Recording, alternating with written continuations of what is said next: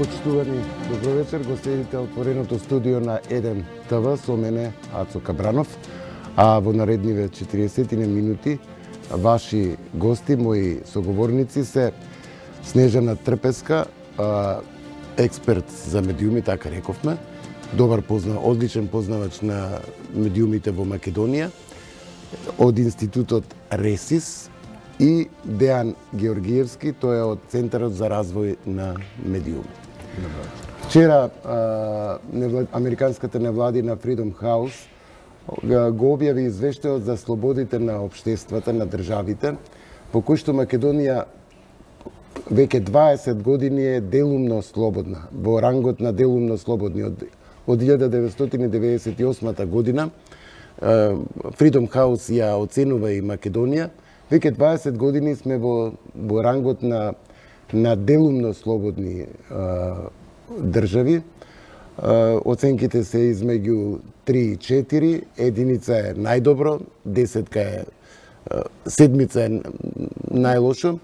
Ние имаме измеѓу 3 и 4, ова е извештај за 2018 за минатата година, по кој што е забележан мал напредок, но сепак остануваме во рангот на делумно слободни земји. Граѓаните делумно уживаат слобода во нашата држава, уживале минатата година. Меѓу во оценките на тоа, зошто ги поканив Трпеска и Георгиевски, со нив сакам да разговараме за слободата на говорот, односно состојбата на медиумите во Македонија.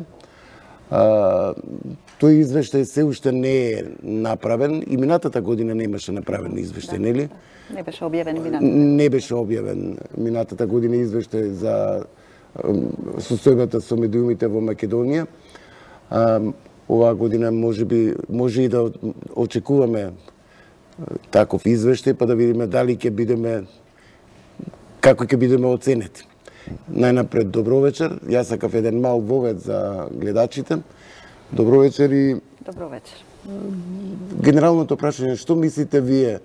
Реална ли е оценката дека граѓаните на Македонија минатата година делумна слобода уживале? Јас? Да, повелете.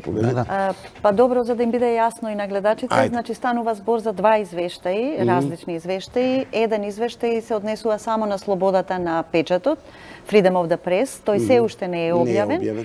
А овој извештај станува збор за степенот на општите слободи во една држава и тука доаѓа правна држава, доаѓа медиуми, говор, слобода на говор. Да, слободата на говор е една компонента на овој извештај, важна компонента, но генерално вкупната сума што сме ја добиле како држава произлегува од вкупно 25 индикатори, поделени во две групи. Првата се политички права, втората група се граѓански слободи. Во првата група се слободни и фер избори, политички плурализам и компетитивност во политичката сфера, и третото е начинот на практицирање на власта. Но во групата граѓански слободи, првата категорија е слобода на изразување и уверување, каде што покрај другите аспекти на слободата на изразување е и слободни и независни медиуми. Всушност, тука сублимирано се представени сите тие аспекти што во детали се обработуваат во медиумите се важна компонента за слободата на говорот. Тие, мислам, играат огромна улога во... И така, во минатите години има разлика, значи, оваа вкупна оценка во однос на извештаите што беа од пред неколку години, кога земјата беше оценувана како хибриден режим, што поедноставено кажано значи имаме слобода на хартија во уставот и во законите, но начинот на практицирање на власта закони имаме, но не во пракса е поинако. Беше сосема поинаков, односно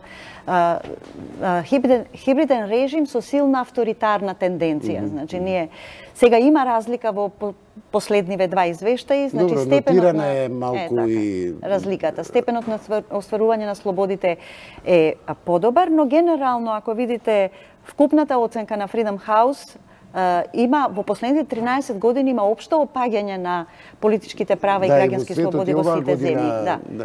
Србија и Унгарија веќе паднале да, Србија е веќе во полоша состојба. Сега што се однесува до состојбата со медиумите, тој индикатор, тој се состои од повеќе подпрашања и во него влегуваат различни аспекти за кои ние можеме да зборуваме. Само Дејан да каже што мисли неговата перцепција, што мисли дали 2018 граѓаните на Македонија имале делумна слобода.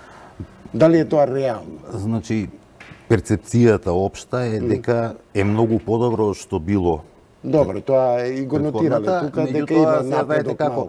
И слободата е, нели, идеја, концепт што е тешко да се квантификува. Јас сакав да кажам дека ако нешто ни значи, ако е некаква утеха, може да не сме се уште целосно слободна држава, меѓутоа во тој наплив на и општ тренд на пад, Америка е падната, оценката страшно да речеме, Македонија е една од малкуте држави која што има всушност малку повисока оценка од лани. За еден поен е за еден, ама еден, знаете како ни еден кој ти го дава, значи пак сме постигнале некој напредок. Е сега дека тоа не е доволно за да влеземе во тоа фино друштво, нели, на целосно слободни држави. Предпоставувам дека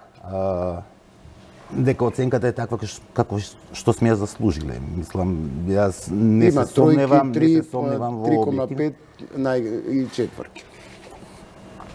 По тие параметри вие што ги рековте. Па не знам сега, знаете како, ние сме стално виде така да сме некаква златна средина. Средина да виде, да не виде, оти многу слобода би било премногу, да?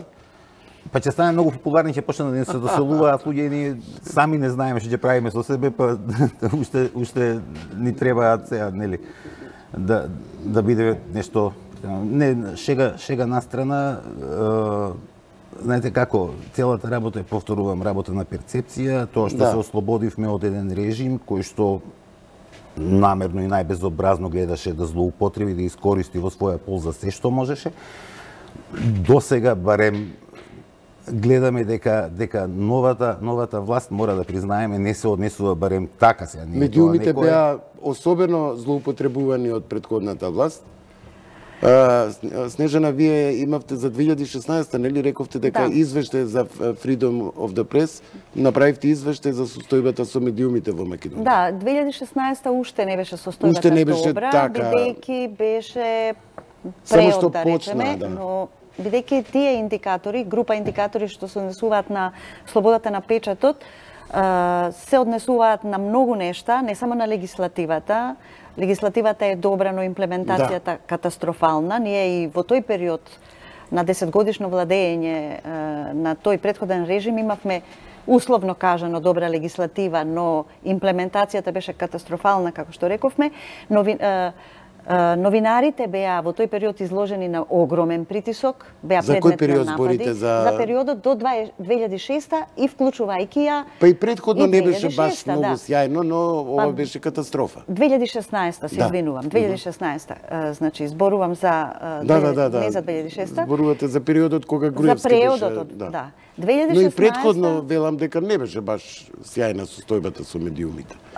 Добро, различни прашања тука има, сега зборуваме за прашањата како дали новинарите се слободни, дали се чувствуваат слободни, дали се чувствуваат безбедни. Во периодот на тоа 10-годишно владење, значи владееше едно општо чувство на несигурност, на самоцензура. Ние го имавме скандалот со прислушкувањето, во кој 100 новинари беа прислушкувани, и тоа беше индикатор.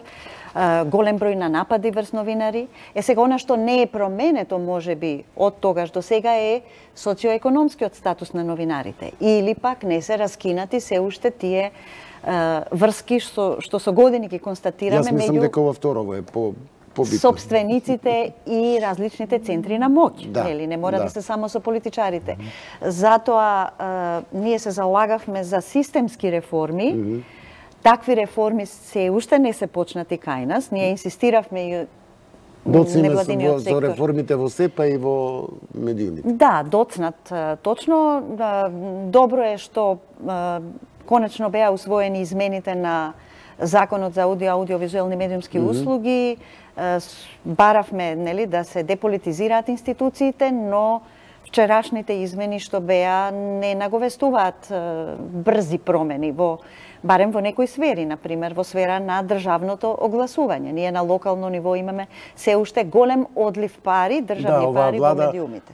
Настапи со тоа дека ќе ги прекине рекламирањето на комерцијалните медиуми, но имаше вчера реакција на ЗНМ, нели, ако не се лажам, за тоа дека членот 102 со кој со последните измени на Законот за аудиовизуелни медиумски услуги се прекина таа практика на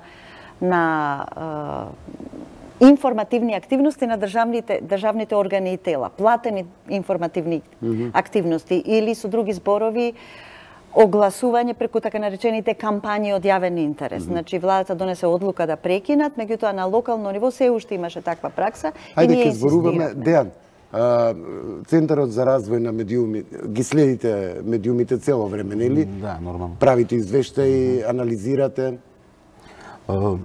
Значи би се навратило на тоа дека кај нас разликата беше до кој степен власта кој да ја држи. Може да. Право сте дека не беше ситуацијата, барем во системска смисла, подобра ни пред 2006 или 2008 или која година ќе изберете, туку се работи за тоа кој колку сака отворено, безобразно тоа да го користи за своја политичка и економска. До кој степен власта може да го злоупотребува медиумот? До кој степен има волја тоа да го злоупотреби и има желба да го злоупотреби, затоа што проблемите се системски. Знаете, проблемите не се во тоа сега дека некој вас доаѓа и ви се заканува тука. И дека, не знам, ќе ви стави бомба или било што. Проблемите сите притисоци генерално идат преку економска линија. Значи, платите се ниски, пазарот е непостоечки, пазарот е презаситен преку секоја... Да, ние сме мала држава со многу медиуми, многу телевизии. Необјективна мерка. Дополнително на сето тоа, имаме цела една револуција дигитална во светот. Да. И значи интернет и промените што ги донесе интернет, дигиталната, па социјалните медиуми, тоа се неколку различни компоненти. Не е ни телевизијата сега да не бидам некако како слободно пророк, нели Касандра некоја па лоши вести да носам, сакате да речете нема имуна дека ќе остане затоа што се променети навиците на публиката. Знаете. И публиката, во таа смисла, публиката, знаете, нашите колеги во светот, го зборуваат, не зборуваат сега за пристап до телевизија во смисла до пристап до еден ТВ или до пристап до, не знам, до било која од нашите телевизии, зборуваат до телевизиски содржини. И сега, на интернет тие сакаат тоа што сакаат да го гледаат кога сакаат, каде што сакаат, на кој уред тие преферираат да го гледаат. Така што и линеарната телевизија во таа смисла е во некаква криза и на глобално ниво, знаете, и на неја буџетите постојано огласувачки опаѓаат, интернет дигиталата е веќе над 50% скоро во целиот свет од вкупните адвертајзинг трошења. Таму посебно доминираат тие 2-3 огромни мултинационални компании кои што контролираат 70-80% од сите дигитални трошења на реклама. Google, Facebook, не знам, Amazon се повеќе, Apple, посебно во делот на... А што прави ние тука, мал колач, многу муштери... Се мислев дали мора некој да опочне тоа. Знаете, ние сме во Европа, имаме дуален систем радиодифузен. Имаме систем во кој што имаме јавен радиодифузен сервис, кој што ни е гаранција дека ќе имаме сето тоа што очекуваме од еден во таа смисла на пристап до квалитетна или разновидна или било каква. Сега, тоа е тоа. Јас мислам дека ние недоволно се фокусираме на тоа, сите напори би требало да ги вложиме прво кон јавниот сервис. Затоа што тој, повторувам, ние гаранција и комисија и ставија на буџет. Знаете како, може тие да ги стават на буџет колку сакаат, тоа се недоволно пари за еден јавен сервис. Правев некаква математика за нашиот регион кој што не е некој богат по програмски сервис, не зборам по вработен. Да. По програмски сервис најниската цена на чинење во нашиот регион, да речеме во бивша Југославија, е околу 25 милиони евра по програмски сервис. Тоа е, да речеме, босанскиот БХТВ. А нашата зборуваме словеничкиот РТС. Нашиот има за сегашните 3-4 сервиси, скоро да има уште 1-2, затоа што програмскиот сервис се пофалил дека усвоиле одлука да се развиваат 2 нови сервиси. Сите заедно имаат минатата година 17 на милиони и со сите тие планирани нели изголемувања законот, измените на законот што ги донесува до 1% од буџетот, ќе дојдат затоа што тој се дели пак на неколку дела, па ти има 3/4 од тоа што се издвојува од буџетот за да се замени радиодифузната такса, значи до некои 25 милиони. Значи ние треба со по 5 милиони отприлика по програмски сервис. Значи знаете како ја тоа го зборуваме одамна и јас, и Жане, и сите наши колеги помалку или повеќе, дека јавниот сервис треба да го реформираме ние. Ама тоа треба да биде реформа целосна. Прво да седнеме сите заедно, и јавноста, и стручна, и општа, и ова, да видиме што точно сакаме од него. Па и таксативно да наброиме, ни треба тоа, па тоа ќе кошта толку и толку, и да видиме дали можеме да ги набавиме тие пари. Затоа што, знаете како, повторувам, тој ни е гаранција, тој ни е архива, тој ни е дел од образовниот систем, тој ни е дел од културната креативна индустрија, тој е дел од, би требало да биде централен дел од информативната индустрија. Да, би требало да биде, ама сега скоро ништо од тоа нема, само се трошат парите на плати на телевизијата е скапа играчка сега, не знам како значи, да ви кажам. Да. Јас би се надоврзала на ова што кажува Дејан. Значи многу за многу прашања станува збор. Значи не станува збор само за јавен сервис. Пред се станува збор за тоа дали ние како држава имаме јасна представа за тоа каков сакаме да изгледа медиумскиот песаж кај нас. Да. Значи каква медиумска слика имаме, какви содржини треба да и нудат на публиката тие медиуми имаме многу, но квалитет немаме. Да, значи ние прво, јас тврдам, немаме медиумска политика.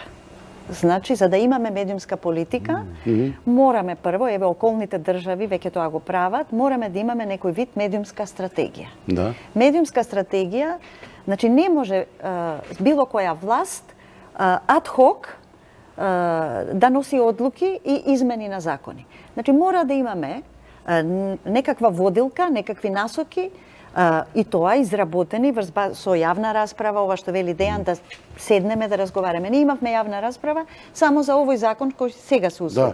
Но тоа не е доволно. Значи мораме да знаеме во телевизискиот сектор каква е состојбата. Презаситен е пазарот. Треба да имаме јавен сервис кој е силен, кој ќе го прави ова, ќе го негува културниот идентитет, ќе има 3 канали, ќе има 2 канали. Вие верувате дека ние можеме да направиме силен јавен сервис? Тоа што рече Дејан, ние сме се определиле дека треба да имаме јавен сервис. Да имаме, да, тоа е и европскиот модел, тоа е и нашиот модел, го имаме инкорпорирано во законите. Значи во законите стои, тој треба да врши некои работи, некои функции што не може да ги вршат приватните телевизии. Да, документарни програми. Да, нешто што не оди на образовни, тоа што не може да се искомерцијализира. Треба да знаеме каков јавен сервис, со колку канали и колку пари му треба. Така. Треба да знаеме колку приватни телевизии може да издржат и какви треба да бидат. Тука главна улога има регулаторното тело, кое преку системот на лиценцирање може да го обликува радиодифузниот песаж. Имаме онлайн медиуми кои што треба да бидат професионални, кои не подлежат на закон, но тамо мислите на порталите, нели? На портали. Публиката првенствено. Сега веќе многу голем дел од таму, се информираат од таму. Знаеме дека има многу кршење на професионални стандарди, има многу фейк нюз, лажни вести. Впрочем, не само порталите, туку и социјалните мрежи се веќе медиум. Значи тој нов концепт на медиум. Така е, Инстаграм, да. Значи луѓето се информираат, исто така извор на информации се социјалните мрежи, независно тоа што тие не се уреднички обликувани. Значи ние мораме да знаеме во целина што ни треба и како ќе се справуваме, дали со регулаторни мерки, со закони, дали со саморегулација, советот за етика. Значи, да дојдам до заклучокот на она што сакам да го кажам, навистина ни е потребна некаква обликувана стратегиски документ ли ќе биде, документ за јавни политики, кој треба да го покрене некој од власта заедно со граѓанскиот сектор и со експертите. Еве, србите во моментот работат медиумска стратегија. Во Црна Гора беше изработен сеопфатен медиумски документ и го користи сега власта за да знае како да ги менува законите, како да ги обликува политиките. Значи, ние едноставно хаотично се развиваме. Немаме општо прифатени насоки меѓу сите нас за тоа што ни треба, што е важно и во која насока треба да ги менуваме законите и какви мерки треба да преземаме. Значи, За такви реформи се залагавме, но се уште Центаров, нема ли стратегија? Не барате ли? Ние само минатата година подготвивме 3-4 документи за јавни политики, значи едниот од тие документи се однесуваше баш на ова прашање што по усвојување на овој закон што се усвои сега. Затоа што само ние детектиравме барем 7-8 области во кои што ќе требаат дополнителни интервенции од различни аспекти, некаде регулаторен, некаде пазарен, некаде само регулаторен, не е битно, каде што очигледно ни треба некаква интервенција, нешто мора да направиме, затоа што знаете што ќе влезе Македонија во ЕУ, ќе стане дел од заедничкиот европски пазар. Колку од нашите медиуми во состојбата сега кога што се ќе можат да издржат конкуренцијата со еден RTL или со некој од тие огромни мамутски компании. А за јавниот сервис мораме да направиме се што можеме, и то буквално мораме.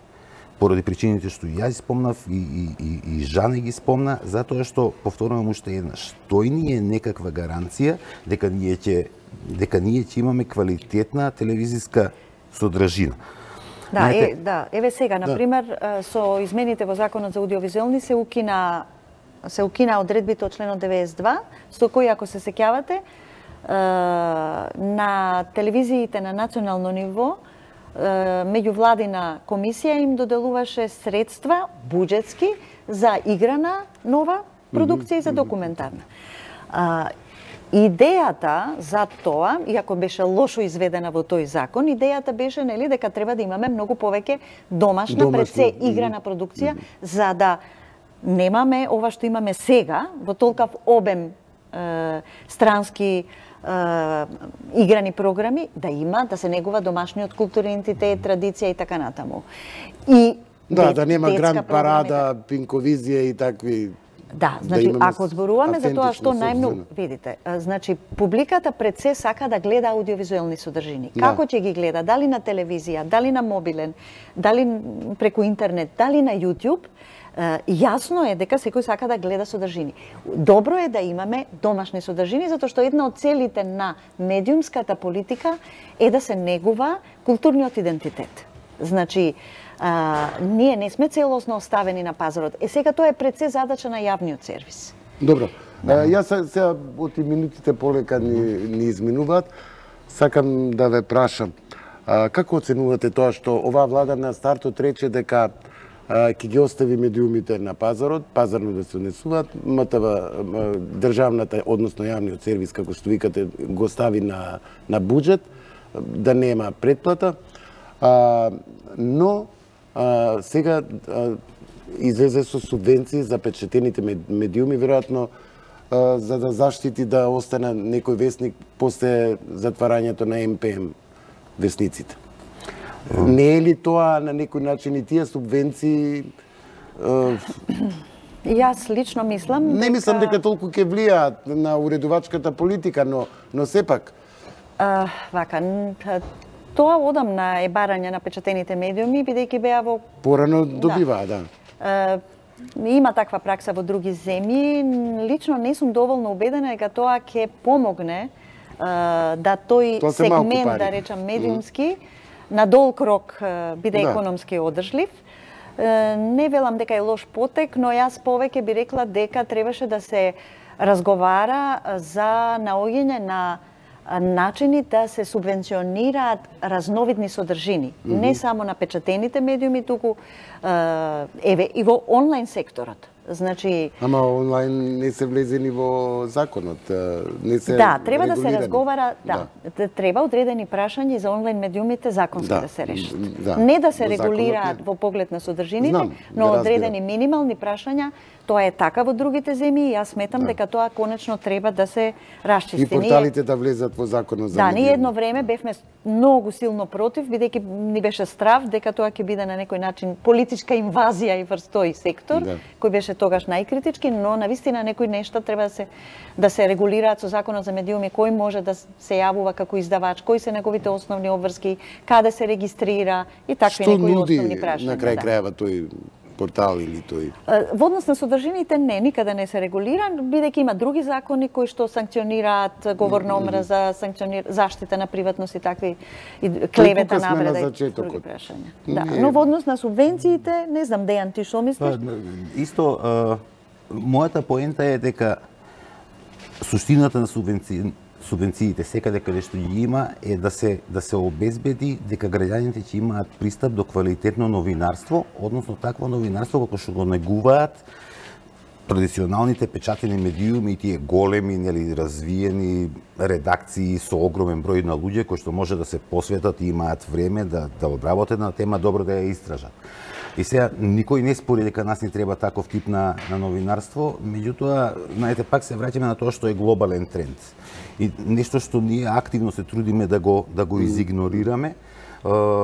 Знаете, Нью Йорк Таймс не е сигурен дека ќе во наредните 10 години ќе продолжи да излегува на хартија. Да, Нью Йорк Таймс ќе остане онлайн, а публиката и така се сели на онлайн медиуми, така да јас согласувам дека ние пред се треба да ставиме да субвенционираме и да помагаме таков тип на квалитетно новинарство што ќе ја информира јавноста, што ќе ја дава информации, нели, како тоа се вика, ќе им стои надглава на моќните, ќе ги контролира и ќе известува јавноста за работа на нейни интереси. Ево, веќе ми сигнализира дека имаме уште 3 минути, јас сакам блиц да ми одговорите. Да треба сега да го правите извештајот за Freedom of the House, за Freedom Press. Како ќе ги оцените состојбата на медиумите во Македонија? Јас мислам дека минатата година. Дека можеби ќе биде за 1-2 степени подобар од тој во 2016 година. Првенствено, добро, општо е политички е релаксирана атмосферата, меѓутоа системски не се работите се уште променети. Значи, врските не се прекинати. Ке има напредок, но не... Ке има напредок, видите, не се качува така лесно. Дејан? Ја бидејќи имам искуство до душе, не со тој извештај, со еден друг извештај, можам да ви кажам дека оценката ќе напредува, меѓутоа напредокот на таа оценка се должи пред се на перцепцијата, дека тоа што веќе го спомнавме неколку пати, дека окей, сега е послободно дишеме, никој не ни виси над врат или не бара ништо од нас, меѓутоа дека некакви опипливи промени се имаат случајно во пейсажот на сцената генерално многу малку. И во таа смисла постои таа една дискрепанца, разлика, меѓутоа мислам дека оценката ќе биде дури и значително повисока од оваа слободата од таа што сме ја имале за претходната година. Јас ти благодарам, можеме уште да разговараме, но времето не гази. За 10 минути е централниот дневник на Еден ТВ. Ви благодарам уште еднаш. Во друга прилика повеќе ќе разговараме. Се надевам дека ќе имаме и извештај од Freedom House, Freedom of the Press, па ќе го коментираме и тој извештај. Ви благодарам. Само да за крај, јас се надевам дека причината ќе биде некоја од тие реформи што ние ги очекуваме, а некако се уште ни бега. Еве, ваѓа и со владата, со власта комуницирате, они се отворени или не се отворени за невладините? Па генерално немаат се отворени, немаат време. Генерално отворени се, Добро, ви благодарам. Почитувани, тоа беа моите гости Снежана Трпеска и Дејан Ѓоргиевски. Ви благодарам на вниманието. Реков, за 10 минути е централниот дневник на Еден ТВ. Во 21 часот гостин на студио 1 е Вилма Русковска, шефицата на обвинителството за организиран криминал, на одделот за организиран криминал, а од 22 часот гостин во отворено студио на Боријан Јовановски ќе му биде министерот за внатрешни работи Оливер Спасовски.